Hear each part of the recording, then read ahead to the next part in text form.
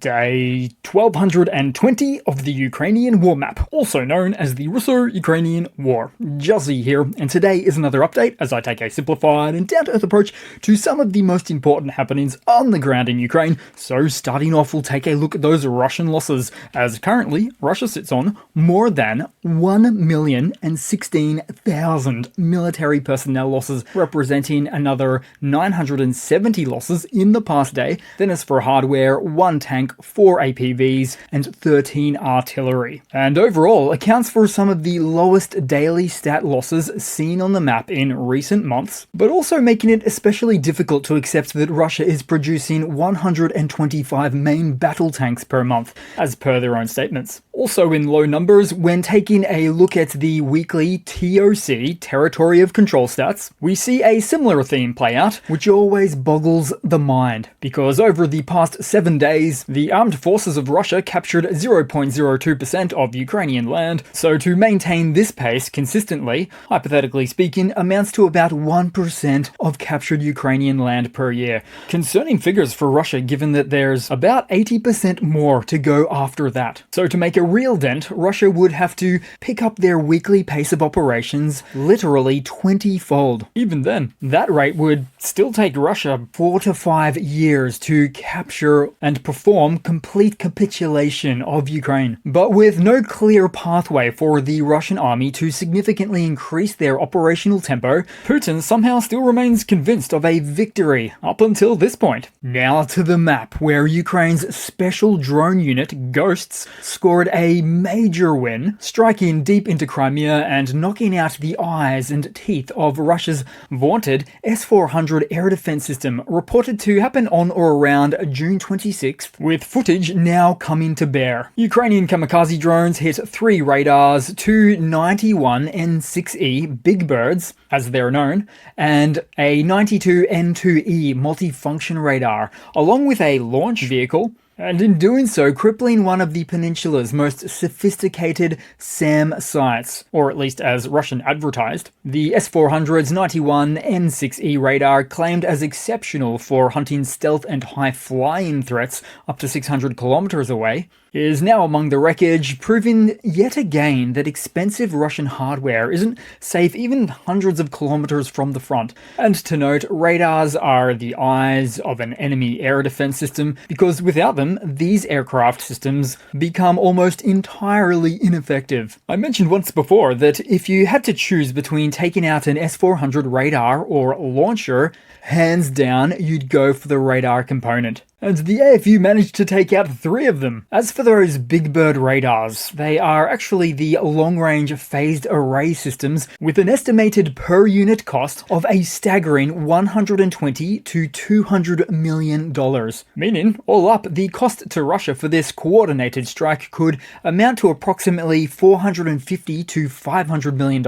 Now, these numbers seem unbelievable, but when put in the context of a complete S400 battery costing $700 million to $1 billion, depending on the configuration, then that's where it all starts to add up. Interestingly, the typical quantity for Big Birds of a complete S400 battery is usually only a single unit, suggesting a target-rich environment for more batteries, or the extra radar that was found here was salvaged out of a previously destroyed air defense battery. So these strikes underscores the evolving nature of modern warfare, where asymmetrical tactics can inflict substantial economic and military damage. Losses of this magnitude will inevitably compel Russia to reassess its defensive strategies in the peninsula and elsewhere, potentially leading to resource reallocation and increased vulnerability to further Ukrainian attacks. Then headed further northeast on the map, it was a big night for Bryansk of Russia, as drones swarmed the Fakinsky district, hitting a fuel storage site belonging to Russia's 1061st Logistics Center. UAVs identified as the Balkan and the Bobber drones, aka the Beaver, reportedly targeted both missile fuel and regular fuel depots, sparking massive explosions with a raging fire at the Transnaft facility. Russian officials insisted all drones were shot down, despite widespread reports and footage of burning oil tanks. So we see, in 2025, Moscovia's war machine never hesitated hesitates to run on smoke and excuses. Then to the Ukrainian map and deeper into the Luhansk rear at Troitska, where Occupation Command might have felt safer being located 40 kilometers behind front lines, but an irregular case of 15 AFU drones struck the Russian Command Administration building. Now, this might not seem rare, but when it comes to Luhansk and Donetsk, strikes in these occupied regions are usually reserved for Storm Shadows, Hammers, glide munition drops, and HIMARS rockets, so it suggests the AFU's available option for arms deployment is turning into a rich tapestry of choice. Oh, then swinging back up the moment to the Kursk-Sumy front, where more Ukrainian Su-27 aviation strikes were seen performed on Russian deployment points. But also, as for recent operations in this sector, well, what would a successful counterattack be without at least a few Russian POWs to show for? In this case, 15 Russian soldiers were captured in the Sumy region following those successful Ukrainian counterattacks. Then back down the map with fresh reports on the AFU that broke into Ridkadub in the northern Lerman area, and an event that certainly suggests a concerted effort to engage in counterattack operations designed to limit Russian attempts to consolidate up to the river. Then just below this point, and to a recap of Chasiv Yar, where after 448 days of fighting, the Russians now control slightly more than 50% of the city, amounting to a mind-boggling average of 0.006 square miles captured per day on this post-Bakhmut front. And for a practical reference, a snail could have traversed the entire perimeter of the city in about 30 days. Then in nearby Soledar, Ukrainian aircraft struck the positions of Russian UAV operators, now a primary target for the AFU. Then to the Pokrovsk sector, but in a different light, as numerous soldiers of the fascist Russian regime found themselves poisoned en masse. Some soldiers on stretchers can be seen fighting off the presumably ingested toxic elements, but who would have done such a thing? Spiking drinks and food, or better to ask, who is doing such things? Because this isn't the first instance of poisoning Russian troops and commanders in the occupied territories. Populations generally don't like being occupied. Then taking a look around the map, where seen in this video, a Ukrainian interceptor drone is neutralizing a Russian Jabera drone. And it's good to note here that, in this case, the Russian drone is always going to be much more expensive and more time-consuming to manufacture than the Ukrainian drone. The reason for this is simple, as the Russian drone has to be designed to perform a long-haul flight from the motherland, whereas the Ukrainian interceptor drones only require as little as 2 to 4 kilometers of range to neutralize an incoming UAV threat. Of course, the major bottleneck for Ukrainian interceptor FPVs is one of engineering, although Ukraine is making impressive strides on this front lately. Then somewhere all over the east, because we have the case of notes from an experienced Russian sniper who explains the dramatic change brought about by drones in his profession. He says invincibility is finished. It used to be that patience and camouflage made you untouchable, but now even the best gets spotted by adversarial quadcopters with thermal cameras. He describes the constant anxiety any shot can give you away, and before long, drones are circling, relaying your position to artillery. And that, no matter how quietly you work, a sniper's hideout lasts maybe an hour at best. So now, every move is about dodging the eye in the sky, grabbing new camo and heat shields, and hoping you're not the next to be hunted. If you had to put all of this into a short soundbite, you'd say that even for top Russian snipers, the old rules are gone, as drones are the ones that have become the new hunters. Then headed across to some news for today. Ukraine takes a big step toward EU ascension as the European Commission backs opening the first cluster of membership talks. It's a move that would ultimately shake up the region's balance, weakening Moscow's grip.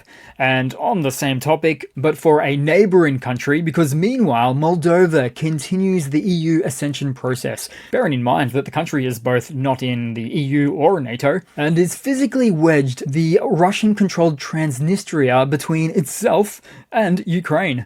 Not a comfortable spot for Russia. Then to some wider European Union news, the EU has extended its sanctions on Russia for another 6 months, but the new 18th round of sanctions, that package was stalled by Hungary and Slovakia. Now, this proposed 18th package would have, among other things, reduced the price cap on Russian oil from $60 to $45 a barrel. But as for the Kremlin-friendly Hungary and Slovakia, for some background context, they supported the first 17 rounds of sanctions, still in effect and extended, which happened after extensive diplomatic negotiations and special concessions that addressed their own specific energy concerns, as these member states' energy security still remains closely tied to Russian exports. But the expectation still is that later negotiations should enable this 18th round of sanctions to pass and not be vetoed again. And just as importantly, for this news, the extension of the existing sanctions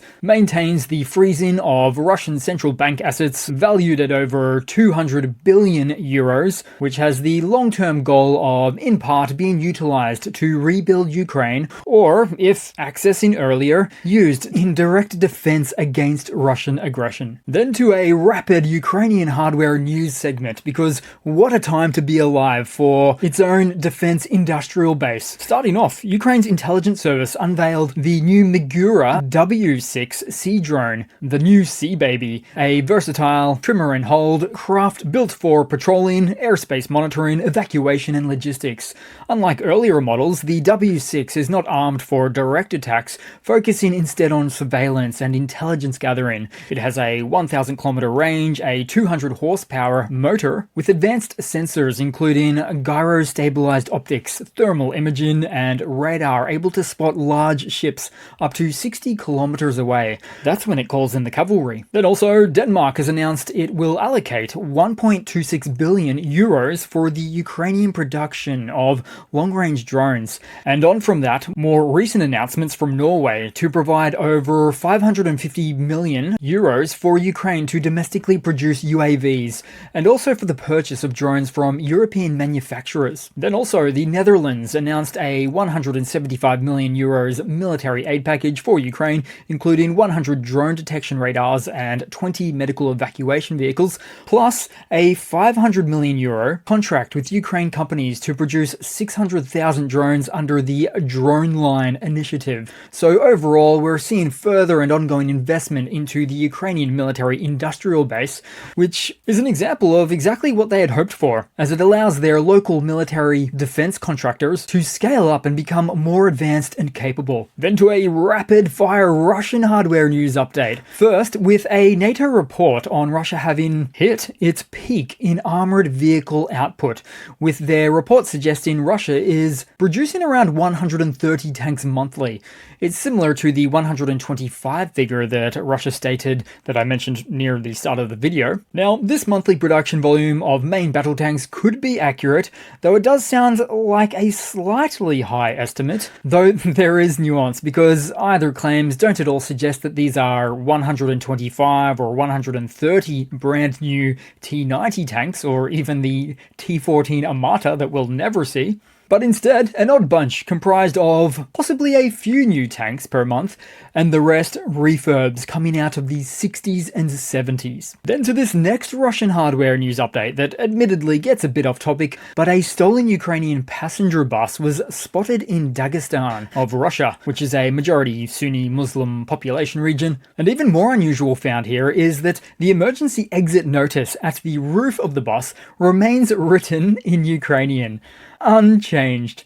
Not to mention the wording emergency exit when written in Russian looks different, and also to comment on the fact that there is no single letter I in the Russian alphabet, as seen on this Ukrainian signage. It might seem like a small detail, but it highlights the kind of basic safety standards that get tossed aside when war loot winds up in regular service on the streets of Russia. If they have to loot public transportation vehicles from other countries, then I guess they'll cheap out on public safety signage damage as well. Then to a hardware news segment worthy of an ending, as it looks like the Russians are back at it, pulling 1970s AK-630 naval guns off their ships and plonking them down in southern Ukraine, hoping the drones will politely line up. So these monsters weigh 10 metric tons, which means wherever you set up this bad boy, that's it. It's really not moving. Now, when otherwise integrated as part of ship defenses, nobody cares if one of these close-in weapon systems consumes vast amounts of energy for its electrically driven firing motors that rapidly expends ammunition in seconds. But on land, good luck finding a high-amp extension cord that long. They're also designed to operate with ship-based radar systems and typically function in pairs for optimal effectiveness. However, in this improvised land-based role, they are being operated using a much less sophisticated locally controlled system. The official rate of fire is 5,000 rounds per minute, where ammunition supply is exhausted seconds after firing, after which it would surely become vulnerable to attacks as the drone swarm gets its turn. So hey, cheers to repurposing Navy gear once again for ground warfare. But you've got to question its ability to operate really at all. But hey, that's our Russia. So that's it for today, guys. Thanks again for watching. Please continue to like, comment, subscribe, and I do hope to see all of you guys there in the next one. Cheers!